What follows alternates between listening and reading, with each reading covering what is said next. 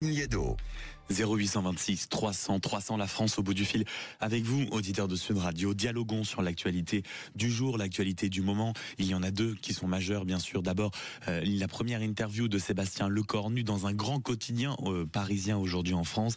Il se prononce sur tout, la taxe Zuckman, les retraites, les économies, le budget, la droite, la gauche, l'immigration. Est-ce que vous trouvez que, en réalité, Sébastien Lecornu, le nouveau Premier ministre, est trop prudent? Est-ce qu'il est trop macroniste pour vous? 0826 300 300. Et autre question, est-ce que la décision de condamner un président de la République est humiliante parce qu'il va en réalité se retrouver derrière les barreaux? Est-ce humiliant pour nous? Est-ce humiliant bien sûr pour lui? Est-ce qu'il y avait une volonté de l'humilier? Ou est-ce tout simplement humiliant pour la France? Peut-être que notre pays actuellement n'avait pas besoin de ça. On est ensemble jusqu'à 10h précisément pour dialoguer de tous ces sujets. 0826 300 300. Bonjour mon cher Xavier. Bonjour Maxime, bonjour Sud Radio. Merci beaucoup d'être avec nous. Vous allez bien ce samedi matin? On va super bien malgré le triste témoignage qu'on a entendu sur votre antenne là il y a 5 minutes. Le père de famille Yanis et son fils malheureusement. Ça me permet de rebondir parce que vous voyez, quand on parle de justice fiscale, quand on parle de taxer les ultra riches pour réduire les déficits et pour permettre à notre pays de fonctionner, clairement malheureusement les erreurs médicales et les personnes qui meurent dans les hôpitaux, souvent c'est lié au manque de budget.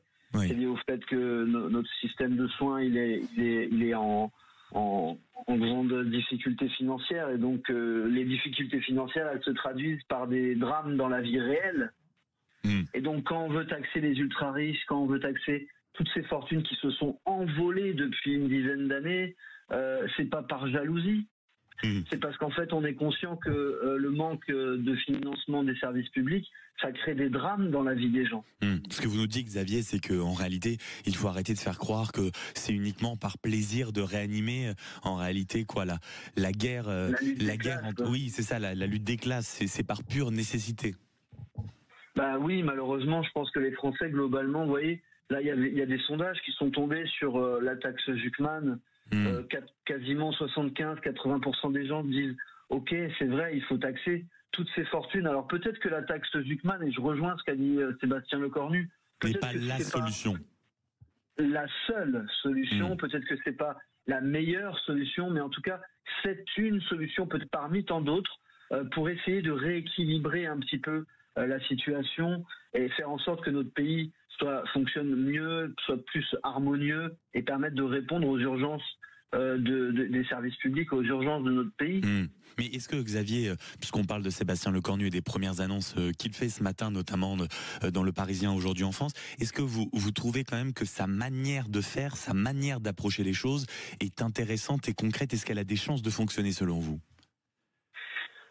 Écoutez, j'ai lu son interview là dans aujourd'hui le Parisien. Je trouve qu'il a une forme de réalisme politique qui rappelle une réalité cruelle. C'est que la situation aujourd'hui, la solution elle est dans les mains du Parlement. Le Parlement, ce sont les parlementaires des partis politiques, donc de droite, d'extrême droite, du centre, de la gauche.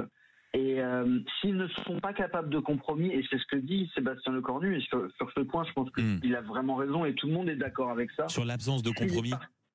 S'il n'y a pas de compromis, on est cuit. Donc il faut que les partis politiques... Ça, c'est une bonne punchline, Xavier, ça, on se samedi matin. S'il n'y a pas de compromis, on est cuit. Très très bon, ça. Vous savez qu'il y a des communicants sur Paris qui prennent 2 briques pour trouver ce genre de slogan, donc félicitations. Écoutez, moi je préfère faire des punchlines à mes élèves en salle de classe.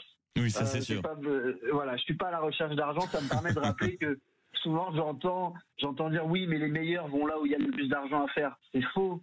Moi, je vais vous dire, il y a plein de gens extrêmement compétents dont le leitmotiv dans la vie, c'est pas de gagner le plus d'argent possible. Non, mais ça, c'est sûr. Donc, par exemple, pour aller aux plus hautes fonctions de l'État, parfois j'entends sur vos antennes, chez Valérie Expert, par exemple, il dit que oui, le niveau des politiques baisse parce que ils préfèrent les meilleurs, entre guillemets, les meilleurs dans notre société, préfèrent aller ailleurs qu'en politique. c'est pas vrai. Oui, c'est aussi une réalité, Xavier. Moi, je peux vous en parler autour de moi. Ceux qui sont tentés quand même d'être dans une carrière politique, bien sûr qu'à un moment, parce qu'ils ont envie de bien vivre, parce qu'ils ont envie d'avoir une famille, quand vous habitez dans des grandes villes, et pas qu'à Paris, il ne s'agit pas d'être extrêmement parisien ce matin, vous avez quand même envie d'avoir un train de vie confortable quand vous voyez la liste des contraintes quand vous êtes un politique, le temps de travail, les horaires, le salaire, la pression, qu'elle soit médiatique ou autre. On peut avoir envie d'avoir un salaire conséquent.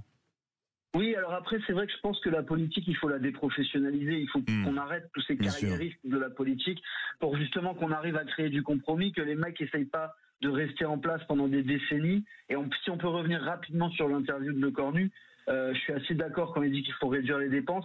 Et vous savez, c'est assez étonnant parce qu'il a dit quelque chose qui aurait pu être sorti de la bouche d'un communiste dans son interview. Il a dit, au-delà de la fraude et des abus, il faut mettre fin à toutes les rentes. Mais je pense qu'un des drames, mais bien sûr, un des drames de l'inefficacité économique de notre pays, c'est la situation de rente dans laquelle se situe une partie des entreprises et des particuliers et qui nuit à l'efficacité et au dynamisme économique. Ça c'est sûr, et merci beaucoup mon cher Xavier d'avoir dialogué avec nous ce matin, ce samedi matin au 0826 300 300. Et c'est vrai, on vous a entendu sur ce Premier ministre qui essaye de faire ce qu'il peut, et cette punchline quand même que je retiendrai de vous mon cher Xavier, à savoir que forcément si on n'a pas de compromis, on est cuit. Beaucoup aimé cette phrase. Voilà, la lucidité des auditeurs qui savent parler vrai. Ici 0826